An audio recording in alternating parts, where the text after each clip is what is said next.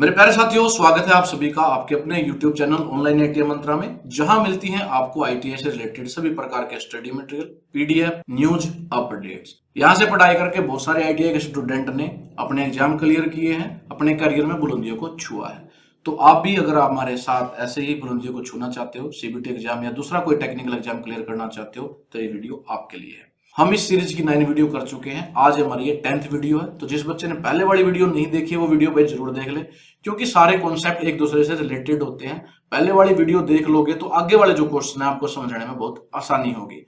और पहली बार चैनल पे आए तो चैनल को सब्सक्राइब करके बेल आइकन को हिट करके नोटिफिकेशन ऑन कर लो, ताकि आगे आने वाली वीडियो की नोटिफिकेशन आपको मिल सके। हमारे टेलीग्राम चैनल और व्हाट्सएप चैनल को भी जरूर ज्वाइन कर लीजिएगा, वहां भी आपको सभी अपडेट मिल जाएंगी। इसके अलावा हमारे चैनल पे एक सब्सक्रिप्शन है, तो चैनल की जो मेंबरशिप है, सब्सक्रिप्शन है, उसको भी ज्वाइन कर लीजिए, ताकि चैनल पर जितनी वीडियोज हैं सभी को आप देख सको। और इस चैनल मेंबरशिप के साथ आपको पीडीएफ भी फ्री में मैं आपके व्हाट्सएप नंबर पर भेज दूंगा, जो भी चैनल के मेंबर है। फ्री पीडीएफ को प्राप्त करने का दूसरा तरीका ये है, जो बच्चा ज्यादा से ज्यादा वीडियोज में कमेंट करेगा, लाइक करेगा, उसको मैं पीडीएफ भी वैसे भी फ्री में दे दूंगा उसके व्हाट्सएप नंबर पर। तो ज्यादा से ज्यादा कमेंट करें, बताएं कि आप वीडियो को कहां से देख रहे हो, आपका नाम, स्टेट का नाम, डिस्ट्रिक्ट का नाम, ताकि मुझे भी पता लगे किस एरिया के बच्चे मुझसे ज्यादा जुड़े हुए हैं। अब बिना समय गवाए शुरू करते हैं हमारी आज की वीडियो हमारे क्विज के क्वेश्चन से। क्विज का क्वेश्चन हम लेते हैं पिछली वीडियो से। जिसने पिछली वीडियो ध्यान से देखी होगी इसका आंसर जरूर पता होगा, तो कमेंट करके बताना इसका आंसर। क्वेश्चन इस प्रकार, what is the name of the file. बहुत अच्छे से मैंने 2 डायग्राम लेके इसको समझाया था, उसकी पहचान भी बताई थी। आपने बताना जो डायग्राम में फाइल दिखाएगी इस फाइल को क्या कहते हैं। ऑप्शन आपके पास है रोटरी फाइल, बी है टिंकर्स फाइल, सी है बैरेट फाइल, या डी क्रॉसिंग फाइल। तो इस क्वेश्चन का आंसर ए, बी, सी या डी क्या होगा, कमेंट करके जरूर बताएं, साथ में अपना नाम भी लिखे। नेक्स्ट क्वेश्चन हमारा 136, Which part of the bevel protector contact with the inclined surface while measuring। भाई मापते समय बेवल प्रोटेक्टर का कौन सा भाग झुकी हुई सतह के संपर्क में आता है। ऑप्शन आपके पास है डायल, डिस्क, ब्लेड या स्टोक। देखो, जैसा कि आप सभी को पता है कि मैं प्रत्येक क्वेश्चन को प्रत्येक ऑप्शन के साथ समझाता हूं, जहां जरूरत होती है डायग्राम भी लेता हूं। तो मेरी कोशिश यही रहती है कि मैं प्रत्येक क्वेश्चन आपको अच्छे से समझाऊं, ताकि सारे क्वेश्चन आपके दिमाग में फिट हो जाए, आपको रटने की जरूरत ना पड़े और एग्जाम में ज्यादा मार्क्स लेकर आप पास हो जाओ। तो इससे थोड़ी वीडियो लंबी हो जाती है, थोड़ा सा वीडियो को पेशेंस के साथ देखें। अब जैसे इस क्वेश्चन में डायग्राम नहीं दे रखा था, लेकिन समझाने के लिए मैंने लिया है, ताकि आपके पिक्चर क्लियर हो जाए भी यही आंसर क्यों आया। तो डायग्राम से आपको क्वेश्चन को याद रखने की क्षमता बढ़ जाती है। अब देखो, पूछा गया भाई, जैसे ये सरफेस है, ये इंक्लाइंड सरफेस है, इसकी मेजरमेंट करनी है, किसके साथ करनी है, बेवल प्रोटेक्टर। ये बेवल प्रोटेक्टर है। अब इसकी मेजरमेंट करने के लिए ये वाला जो पार्ट है इसके साथ अटैच है यहाँ पर, तो इस वाले पार्ट का नाम पूछा गया, तो इसको हम बोलते हैं ब्लेड। भाई सिंपल सा हो गया ना क्वेश्चन, डायग्राम के साथ आसान हो जाता है, तो सी इसका आंसर हो जाएगा। तो ये क्या कहलाएगा, ब्लेड कहलाएगा। और जो भी इंक्लाइंड पार्ट होता है, झुकी हुई सतह होती है, उसको मापने के लिए क्या चीज उसके साथ टच में आती है, ब्लेड ही उसके साथ टच में आती है, और यहाँ से उसका एंगल मेजर कर लिया जाता है। तो सी इसका आंसर रहेगा।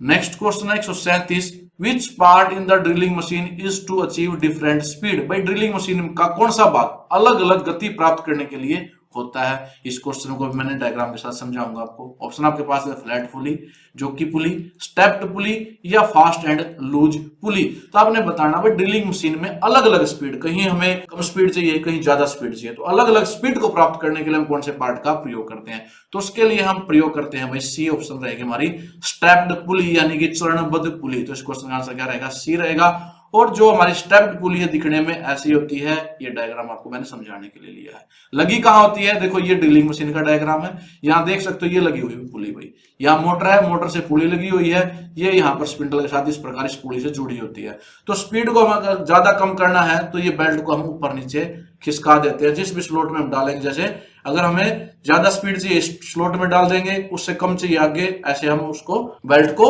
ऊपर नीचे खिसका सकते हैं अलग अलग स्पीड प्राप्त करने के लिए। तो सिंपली याद रखना, ड्रिलिंग मशीन में अलग अलग स्पीड प्राप्त करने के लिए हम कौन सी पुली का प्रयोग करते हैं, स्टेप्ड यानी कि चरणबद्ध पुली का प्रयोग करते हैं, दिखने में ऐसी होती है।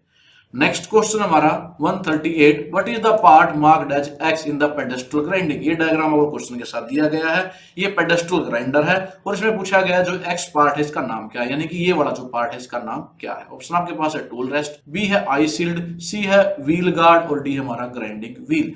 तो इस क्वेश्चन में जो ये पार्ट है इसको हम बोलते हैं टूल रेस्ट। तो इस क्वेश्चन का आंसर क्या हो जाएगा हमारा ए हो जाएगा। जिस भी वर्क पीस को हमें इस ग्राइंडिंग व्हील पे ग्राइंड करना होता है उसको हम यहाँ पर टिकाते हैं ताकि उस पे हमारी पकड़ अच्छी बनी रहे और एक्यूरेसी के साथ हम उसको ग्राइंड कर सके। तो इसलिए टूल रेस्ट ये यूज किया जाता है। तो ये हमारा टूल रेस्ट है। बाकी ऑप्शन देख लेते हैं। आई शील्ड है भाई, आई शील्ड हमारी ये है, ये हमारी जो चिंगारियां निकलती है उससे हमारी आंखों को बचाता है, बाहर कपड़ों पे गिरने से भी बचाता है।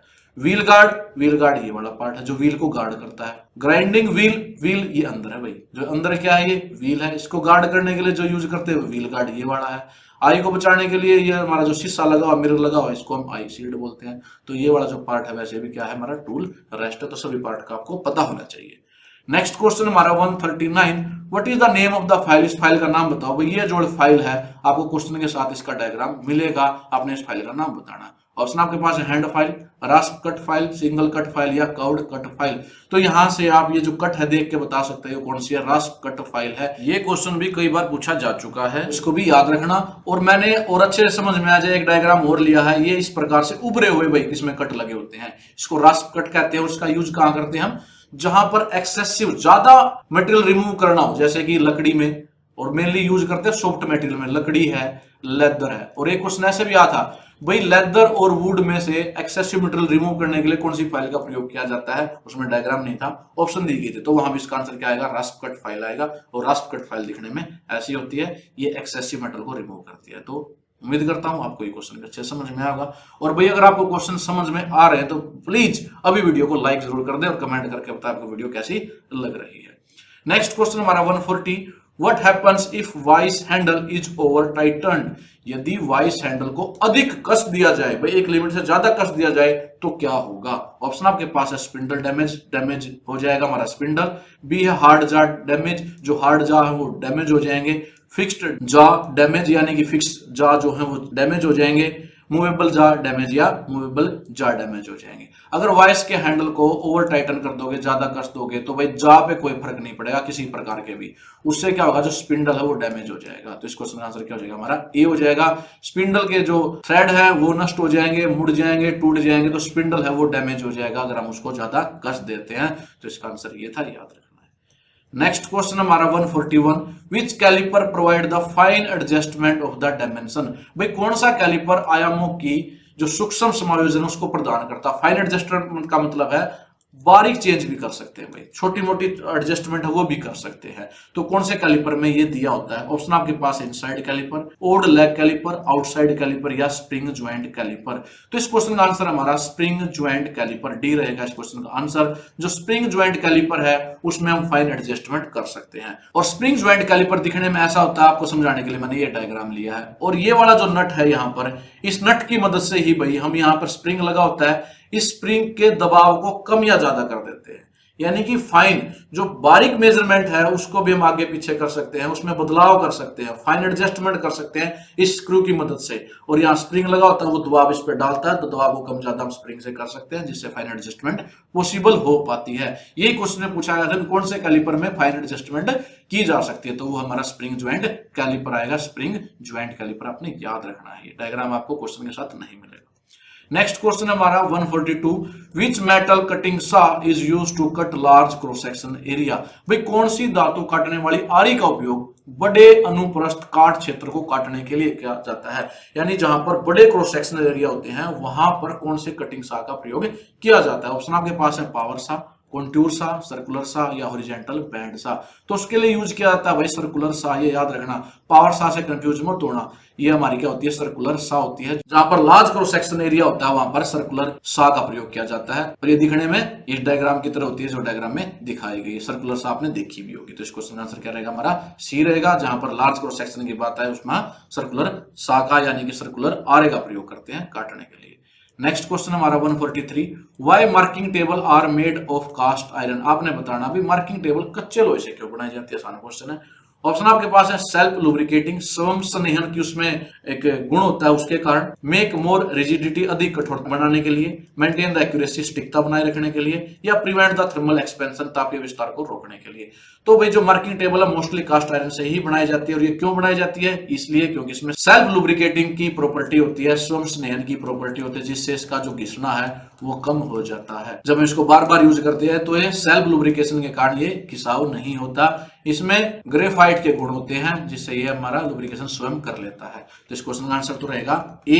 हालांकि देखो मेंटेन एक्यूरेसी, एक्यूरेसी भी इसकी अच्छी होती है कास्ट आयरन की, कठोरता भी होती है, और थर्मल एक्सपेंशन पूरी तरह तो नहीं रोक पाता लेकिन वो भी रोक देता है। ये क्वालिटीज भी हैं, लेकिन सबसे जो ज्यादा क्वालिटी है पूछी गई है वो सेल्फ लुब्रिकेटिंग आएगा, क्योंकि एक्यूरेसी में क्या है, वो उसका भौतिक गुण नहीं है, वो परिणाम है। भाई कास्ट आयरन है इसलिए एक्यूरेसी ज्यादा आ रही है, वो उसका परिणाम, भौतिक गुण नहीं है। भौतिक गुण क्या आएगा, सेल्फ लुब्रिकेटिंग, स्वयं स्नेहन उसकी जो भौतिक गुण है, इसलिए कास्ट आयरन से बनाई जाती है हमारी मार्किंग टेबल, जिससे उसका घिसना बहुत कम होता है, घिसाव नहीं होता कि उसको हमें बार बार यूज करना पड़ता है, उसकी फ्लैटनेस भी सही रहती है बहुत यूज करने के बाद भी।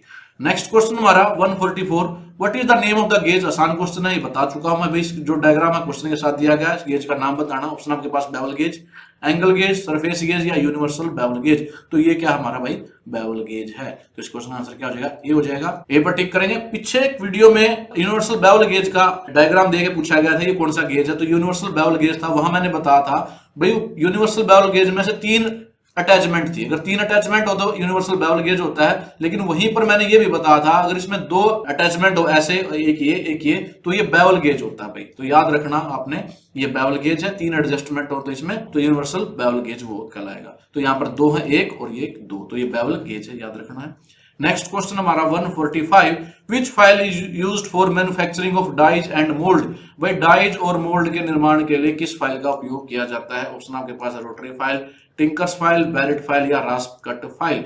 तो डाइज और मोल्ड को बनाने के लिए यूज किया जाता है रोटरी फाइल्स का। तो इस क्वेश्चन का आंसर क्या हो जाएगा, ए हो जाएगा।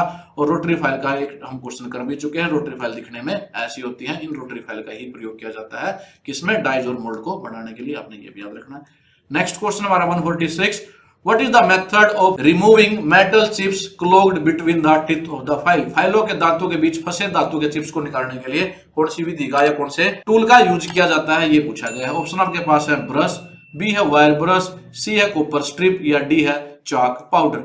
भाई ये बात हम कर चुके हैं, एक डिफेक्ट होता है पिनिंग, जिसमें क्या होता है जब हम फाइलिंग करते हैं तो जिस मेटल को हम रिमूव कर रहे हैं उस मेटल की चिप्स फाइल के टिथ में घुस जाती है, फंस जाती है, और उस डिफेक्ट को क्या कहते हैं, पिनिंग कहते हैं, जिसकी वजह से सरफेस पे स्क्रैचेस लगने शुरू हो जाते हैं। अब यहाँ पूछा गया है भाई वो अगर चिप क्लॉग हो चुकी है, उसके अंदर घुस गई हैं और फंस गई हैं, तो उनको निकालने के लिए हम क्या यूज करते हैं, तो उसके लिए यूज करते हैं भाई वायर ब्रश। ये अपने याद रखना, तार वाली जो ब्रश होती है उसका प्रयोग करते हैं उन चिप्स को बाहर निकालने के लिए। समझाने के लिए मैंने डायग्राम लिया, ये हमारी वायर ब्रश है, ये हमारी फाइल है, फाइल के अंदर ये हमारे छोटे छोटे कण हैं, कण किसके हैं, ये मेटल के, जिसको चिप्स भी कहा जाता है। तो ये इसको फाइल करके ऐसे ब्रश से हम निकाल देते हैं उन चिप्स को, जिससे कि हमारे सरफेस के ऊपर स्क्रैचिंग ना हो। तो बी पर टिक करेंगे इस क्वेश्चन के लिए। कहीं कहीं हम कॉपर स्ट्रिप का भी प्रयोग करते हैं, लेकिन ये मेथड ज्यादा प्रयोग नहीं किया जाता, वायर ब्रश ज्यादा स्केल पे यूज की जाती है। तो इसका आंसर वायर ब्रश रहेगा, बी पर टिक करेंगे। नेक्स्ट क्वेश्चन हमारा 147, which vice is used for holding small work that require filing और ड्रिलिंग। भाई कौन सी वाइस का प्रयोग छोटे काम को करने के लिए किया जाता है जिसमें फाइलिंग या ड्रिलिंग की आवश्यकता होती है। ऑप्शन आपके पास है pin vice, pipe vice, hand vice या टूल मेकर्स वाइस। तो क्वेश्चन में पूछा गया कि स्मॉल वर्क, भाई वर्क पीस बहुत छोटा है, उसको होल्ड करना है और उसके ऊपर क्या करनी है, फाइलिंग या ड्रिलिंग करनी है। अब पिन वॉइस वैसे ये भी जो स्मॉल वर्क पीस उसी को होल्ड करने के लिए यूज करते हैं, लेकिन मेनली जैसे वायर है उनको पकड़ने के लिए करते हैं, तो वहां ड्रिलिंग नहीं होती, तो ये आंसर नहीं होगा।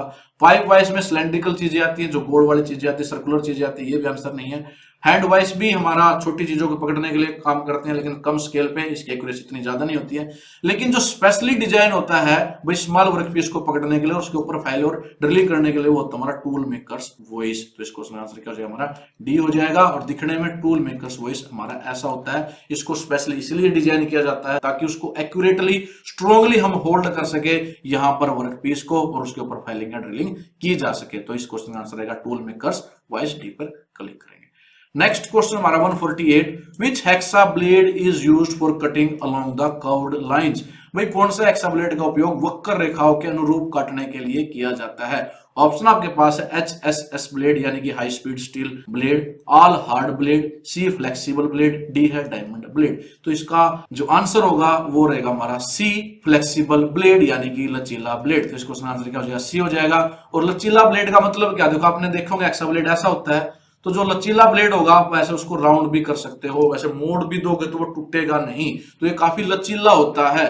तो इसीलिए इस फ्लेक्सिबल ब्लेड का काम है जो कर्व्ड लाइन है, मान लिया हमारे पास भाई ये वर्क पीस है, ऐसे समझ लो, और हमको ऐसे यहां से ऐसे गुड़ाई में कटिंग करनी है, तो जो हमारे दूसरे तरह के ब्लेड होते हैं वो ऐसे गुड़ाई में जब काटोगे यहां से तो वो टूट जाएंगे, टूटने के चांसेस ज्यादा होते हैं। लेकिन जो फ्लेक्सिबल ब्लेड होते हैं, लचीला ब्लेड है, ये दांतों पे तो हार्ड होता है, आगे से हार्ड होता है, लेकिन बीच में फ्लेक्सिबल होता, मुड़ सकता है, तो जिससे हमारी जो कर्व लाइन है, घुमावदार लाइनें हैं, वहां भी कटिंग आसानी से कर सकता है। तो इसका आंसर क्या रहेगा? Flexible blade. इसलिए मैंने डायग्राम लेकर आपको समझाया है ताकि आप इस क्वेश्चन को भी ना भूलो। अगर आपको क्वेश्चन अच्छे से समझ में आ गया तो क्या करना है? वीडियो को लाइक करना और कमेंट करना। नेक्स्ट क्वेश्चन हमारा 149, which chisel is used for cutting the keyway. जो की वेज को काटने के लिए किस छेनी का उपयोग किया जाता है? की वेज क्या होता है भाई? की वेज यानी कि की के लिए रास्ता। की वेज की को डालने के लिए प्रयोग किए जाते हैं। यहां पूछा गया उन की वेज को काटने के लिए कौन सी चीजल का हम प्रयोग करेंगे? ऑप्शन आपके पास flat chisel, cross cut chisel, punching chisel या डायमंड पॉइंट चीजल। तो फ्लैट चीजल हम देख चुके हैं, ये जो एक्सेसिव मटेरियल है उसको रिमूव करने के लिए यूज करते हैं, तो आंसर नहीं होगा। Cross cut, yes cross cut इसका आंसर हो जाएगा भाई बी। क्रॉस कट का हम यूज करते हैं की वेज को काटने के लिए। क्रॉस कट चीजल दिखने में हमारी ऐसी होती है, ये यहाँ पर हमारा ये क्रॉस कट चीजल का डायग्राम है। आगे से देख के इसको आप बता सकते हो ये क्रॉस कट है। पंचिंग चीजल का प्रयोग हम पंच के द्वारा उस मेटल को रिमूव करने के लिए करते हैं। डायमंड पॉइंट का हम जो स्केरिंग है, कॉर्नरिंग है, वहां पर करते हैं, जो कॉर्नर मेटल रिमूव करना वहां करते हैं डायमंड पॉइंट चीजल का। तो इसका आंसर रहेगा क्रॉस कट चीजल का। और सभी प्रकार की चीजल का उपयोग आपको पता होना चाहिए। आप देख रहे हो कि क्वेश्चन को अलग अलग तरीके से पूछा जा रहा है, तो चीजल इंपॉर्टेंट है। अगर आपको सभी प्रकार की चीजल पढ़नी है भाई एक ही वीडियो में, तो मुझे बता देना, मैं वो वीडियो भी बना दूंगा, कमेंट करके बताना। आज की वीडियो लास्ट क्वेश्चन है 150, name the part marked as X in the hammer. हथौड़े में एक्स अंकित भाग का नाम बताओ। बहुत ही आसान क्वेश्चन, इससे आसान क्वेश्चन भी नहीं हो सकता। ये आपको डायग्राम दिया गया हथौड़े का, और ये वाला जो पार्ट है इसका आपसे नाम पूछा गया। ऑप्शन आपके पास है पिन, फेस, चिक या हाई होल। पिछली वीडियो में सारे पार्ट में बता चुका हूं। ये वाला जो पार्ट है ये क्या कहलाता है? पिन कहलाता है। तो इस क्वेश्चन का आंसर क्या हो जाएगा? ए हो जाएगा। और ये थोड़ा जो है कौन सा है? हमारा बॉल पिन हैमर है। ये पिन है किस टाइप की है? बॉल टाइप की, तो इसको बॉल पिन हैमर कहते हैं। तो ये वाला जो पार्ट है ये कहलाता है हमारा पिन। फेस हमारा भाई ये होता है नीचे, चिक हमारी यहां पर होती है, और हमारा आई होल कौन सा है? ये वाला आई होल है, ये वाला हमारा हैंडल है। तो अलग अलग पार्ट आ सकते हैं, सभी का आपको पता होना चाहिए। तो मेरे प्यारे साथियों, ये थे हमारी आज की वीडियो के 15 नेक्स्ट इंपॉर्टेंट क्वेश्चन। उम्मीद करता हूं हर वीडियो की तरह ये क्वेश्चन भी आपको अच्छे से समझ में आए होंगे। अगर आपको वीडियो अच्छी लगी है तो प्लीज हर वीडियो की तरह आप इस वीडियो को भी लाइक करें और कमेंट करके बताएं कि आपको वीडियो कैसी लगी, और अगली वीडियो आपको कब चाहिए, कितनी जल्दी मैं अगली वीडियो अपलोड कर दूं, ये भी कमेंट करके जरूर बताना। साथ ही साथ अपना नाम भी बता दिया करो और अपना स्टेट और डिस्ट्रिक्ट का नाम, ताकि मुझे पता लगे कौन से बच्चे मुझसे रेगुलरली जुड़े हुए हैं। मैं सभी के कमेंट के जवाब जरूर देता हूं। हमारे चैनल की मेंबरशिप है मात्र 89 रुपीज में, जिससे आप सभी वीडियोज आसानी से देख पाओगे। पूरे चैनल की सभी वीडियो अनलॉक हो जाएंगी, साथ ही साथ आपको पीडीएफ भी फ्री में मिलेगी। और जो बच्चा पहली बार चैनल पे आया, चैनल को सब्सक्राइब करके बेल आइकन को हिट करके नोटिफिकेशन भी ऑन कर लेना। धन्यवाद आप सभी का वीडियो देखने के लिए। जल्द ही मिलेंगे अपनी नेक्स्ट वीडियो में, तब तक के लिए जय हिंद, जय भारत।